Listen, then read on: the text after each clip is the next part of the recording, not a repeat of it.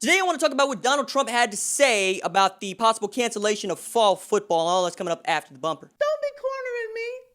Hold up. Time. You gotta help me with that corner shit. What's up, kinfolk? It's RJ Young. I am not on a step mill. Consider hitting the like and subscribe button because I upload a video every single day. It's always college football related, sports related. We have a good time. Today, I want to talk about college football and the news that the Big Ten, Pac-12 expect to cancel their seasons on Tuesday. We've had lots of conjecture about this. I haven't seen this much conjecture since conference realignment, which I so would like to return. But I want to start with Albert Breer and go to Donald Trump. So Albert Breer tweets, he covers the NFL, for those of you that don't know. I guess I'm having a hard time understanding how these universities' presidents can welcome tens of thousands of undergrads who aren't being tested at all back to campus and cram them in dorms and classrooms, but they can't protect a few hundred athletes. Big disconnect here. So Albert Breer just told on himself because he's never actually had to file a FAFSA, which is what you have to file with the federal government to get what is known as financial aid. And anybody who's ever done that knows that you do not get your financial aid until just a few days before you are expected to begin classes. Not enroll, begin classes. There's lots of sweating, both from your nuts and from your crack, about whether or not that money is going to get here and whether or not, one, you're going to be able to go to school, and two, going to be able to afford to try to finish school. Now, if you never had to actually go to college with financial aid and submit a financial aid form every single year that you were in school, fall back because you're going to get intellectually destroyed by somebody that actually did have to go back to do that. That's the reason why university presidents are holding off on trying to go through with school, because if they give it up now, that money never gets to the bursar accounts that is going to fund the university itself. Once that money gets there, they're not going to be in any hurry to try to return it. They're going to go straight to online classes, and they're going to try to save themselves some money because that's what everybody has been doing. They've been nefarious about this from the jump, and they are going to take advantage of hundreds of thousands of people who just wanted to get a college diploma. That includes the student athletes themselves. And the student athlete is actually a misnomer here because student athlete is not actually what a college football player is. He is a revenue generator. He brings in money for the athletic program and the university at large, which is why I find it kind of funny that the President of the United States said that he believes that quote-unquote student athletes have worked too hard to see their college football season canceled. He knows, A, his constituency expects college football to go on. That's going to help him get reelected in November. And B, he had every opportunity to put an end to this. He could have actually changed the course of history.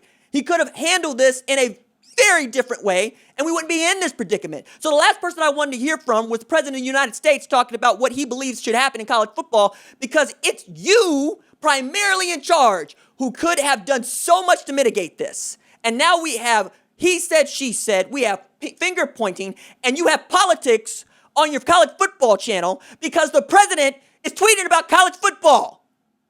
That's why we're here right now doing this segment.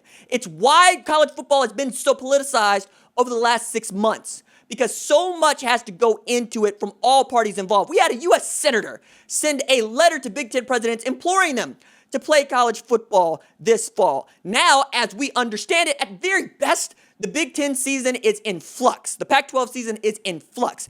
I know that Ohio State wants to play football. I know that Michigan wants to play football. But that's beside the point.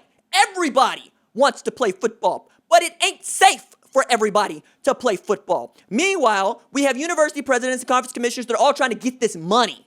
Because one, they want to get paid, and two, they don't want to be the overseers of a dead university. They want to know that they have enough money to bridge themselves to next year when everybody hopes that everything's going to be just fine and okay.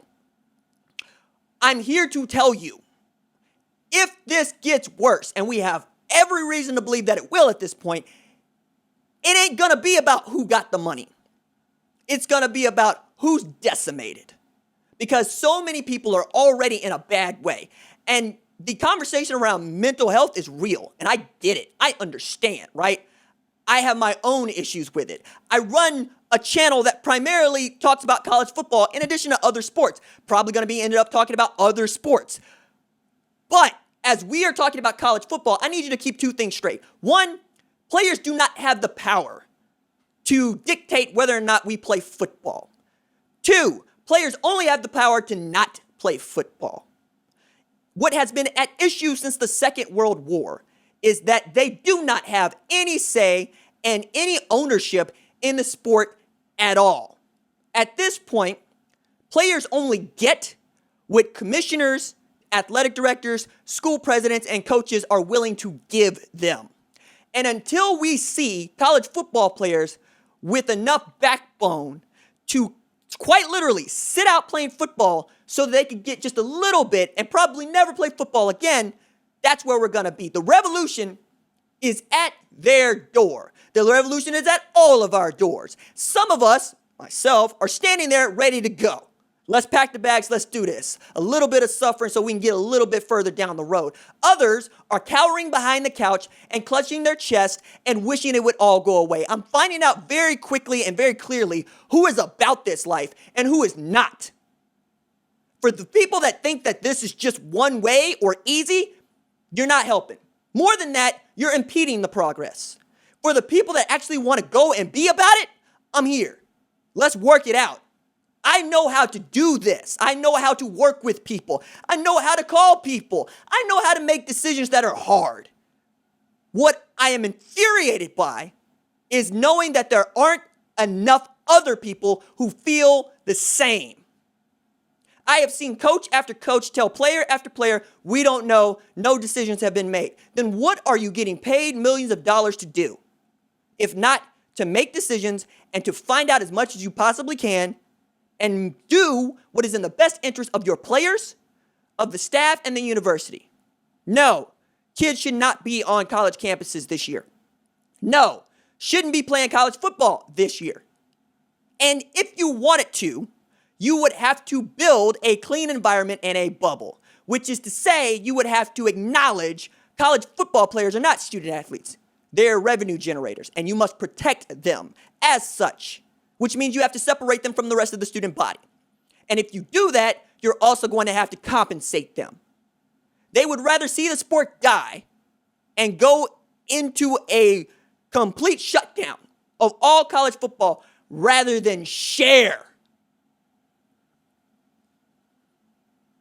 Now, the president didn't help this. He exacerbated this.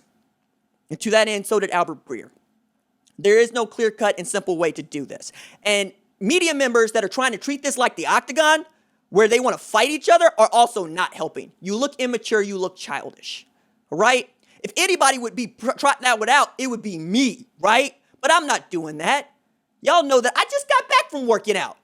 I don't want to do that. I want to find a good solution. Me pointing fingers at other media members like Albert Breer is only to really try to put down this bad rhetoric. He's not a bad man, but that take is. And because he has such a tremendous following, I'm here talking about it. Because you do need to know what you are talking about at this juncture. Otherwise, don't say anything at all. Deuces.